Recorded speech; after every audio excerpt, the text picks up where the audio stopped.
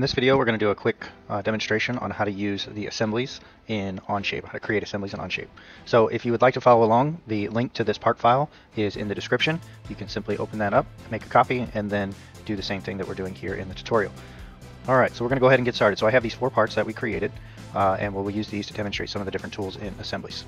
So I'm going to start by clicking this little plus sign down here on the bottom left, and we're going to create an assembly, which is going to open up a new tab along the bottom here.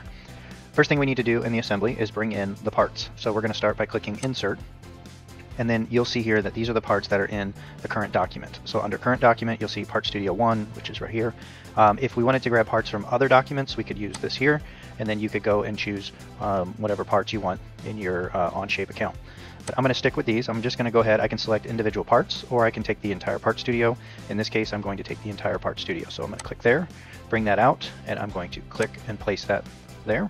And I'm going to use these twice actually. So I'm going to choose another one and bring that out and put that there. All right, so once I'm done selecting parts, we're going to hit the green check, and we are ready to do some assembly here in the do some assembling of parts. So up across the top bar here, you'll see all the different what we refer to as mates. And the mates allow us to remove degrees of freedom from the different parts. So right now you can see if I grab a part, I can move it pretty much in any direction.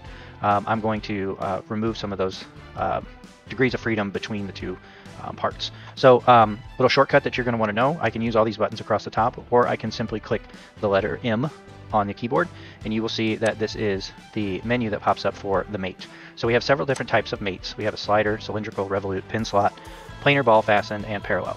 The main ones that we're going to be using today are the fastened, the revolute, cylindrical, and the slider with these parts here. So let's get started. So the first one that I'm going to do is what's called a fastened mate. Okay, and a fastened mate just simply takes 2 parts and sticks them together. So I'm going to simply hover over the 2 parts. So what I want to do is I want to put this part here on top of this one here. Okay, so when I do that, when I hover over the part, you'll see that it gives me all these little white dots around, and then it gives me this little target looking thing, which the blue line represents the Z-axis, the I believe it's the green is the Y-axis, and red is X. And so that's going to become important here. So I'm going to move this little target, or this is what we refer to as the mate connector, and I'm going to choose one of these spots to then mate to the other part. So for right now, I'm going to choose the middle. And just a quick little shortcut, by the way, you'll notice that if I'm like on the edge, sometimes it's like the blue's facing up, and then sometimes it's facing different angles. So I'm just going to go hover over the surface that I want to mate, hold the shift key, and then you'll see that it always stays with the Z-axis relative to that plane. So kind of Z-axis normal to that plane. So anyway, we're going to put, and I'm going to click right there in the middle, and now you can see we have a mate connector placed right there. Then I'm going to go over to the other part, and on the bottom I'm going to do the same thing. I'm going to click that, and those 2 points you'll see are now mated together. Okay, so I have these 2 fastened together, and if I go ahead, I'll come back and review a couple other things here, but I'm going to hit check, and you'll see that when I grab one part and move it around, the 2 of them are stuck together. So this can no longer move in any direction. Those 2 are literally just stuck together at this point. So I'm going to open up that dialog box again, and I'm going to give you some other options that you can do. So you can see here that the Z-axis is going up and down, X is to the right, and Z is kind of back and forth. I'm sorry, Y is back and forth.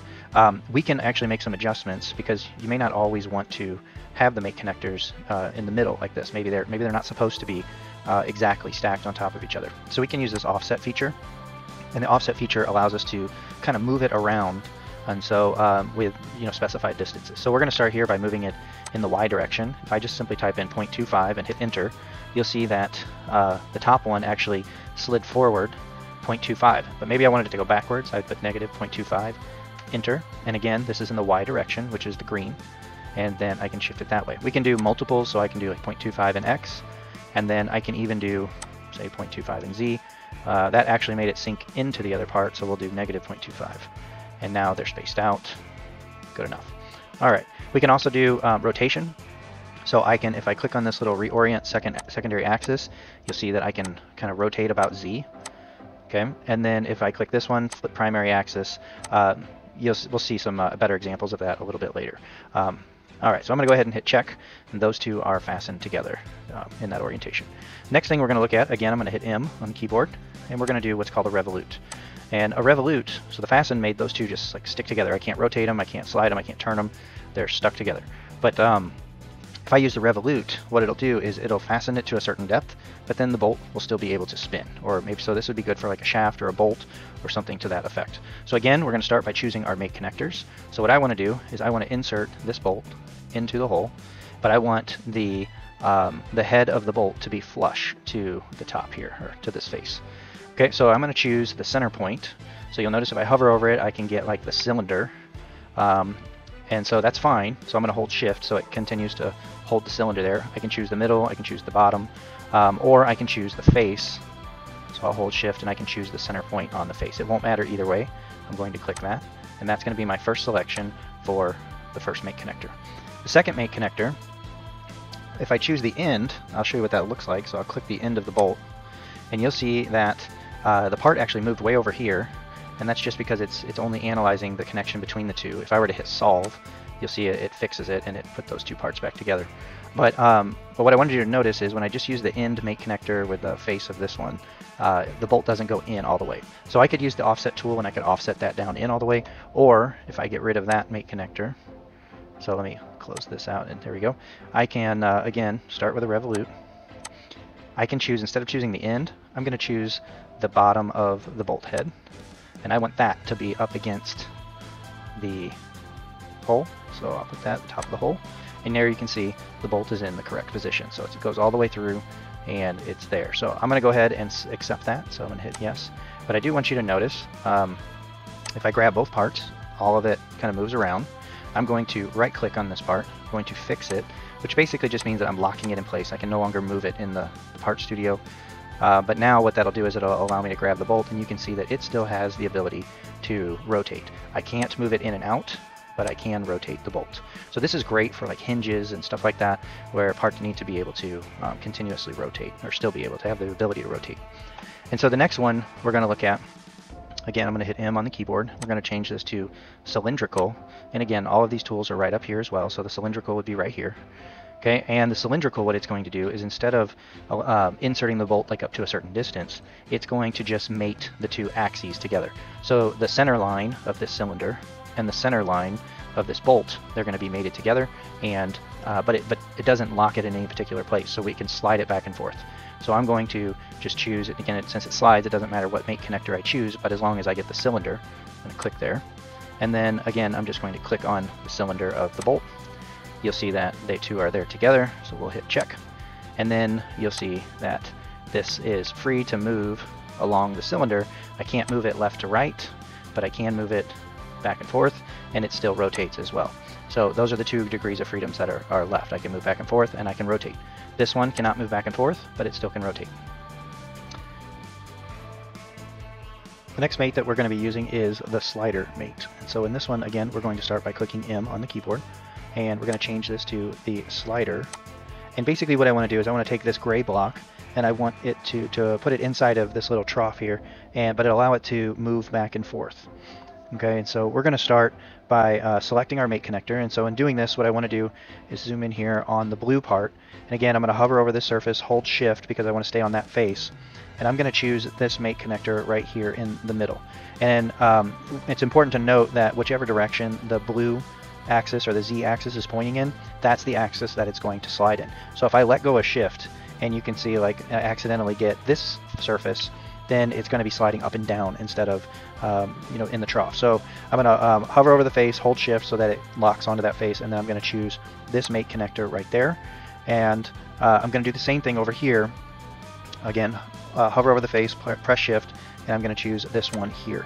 And then you'll see that the two of them are now basically the Z axes are mated together. And so it's going to, I'm going to go ahead and test it here. So I'm going to hit check. And then I'm going to fix the blue in place so that it doesn't move.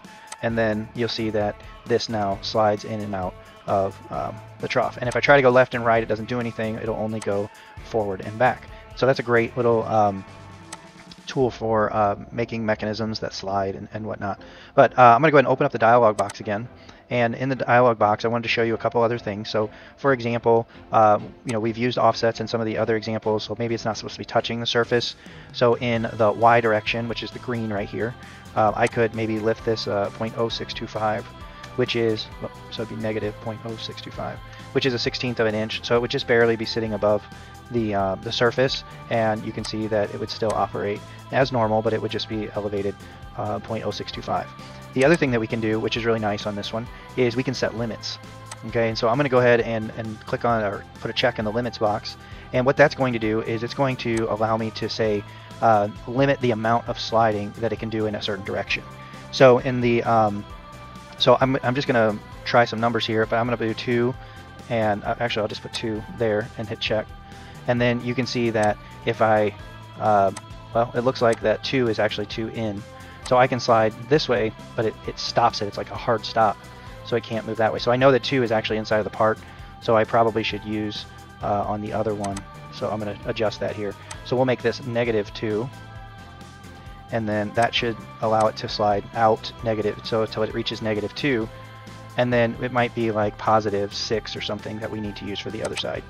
So I'll do no maximum will be 6, and check. Okay, so now it'll stop at -2. It'll stop at 6, and so 6 is all the way out there, and it doesn't allow it to go any farther than that right there. So maybe that's too far. Maybe we just adjust it back. You know, you can play around with the numbers and get it to do whatever you want. So 6 was probably too much. So there's 3, and there's -2. So setting limits can be helpful. All right, so those are some of the more basic assembly mates that you can use in your assemblies.